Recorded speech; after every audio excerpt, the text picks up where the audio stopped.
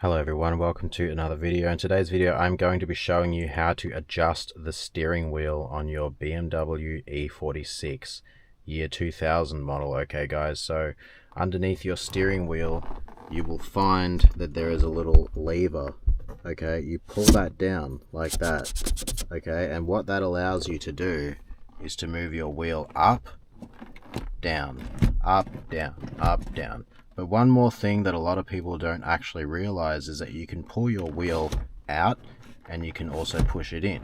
So you can go push it out and in, out, in, up, down. Okay, you can adjust it the way you want. Okay guys, you want to have it out a little bit more or in, it depends on your seating position. You set it to the way you want to set it. I personally like to have my wheel sort of sitting around the middle, and then when you're done, grab your lever and just pop it back up, and now your steering wheel will no longer move, guys. Okay, and that is how you adjust your steering wheel in a 2003 BMW E46. Hope you enjoyed the video, and I'll see you in the next one. All right, peace out.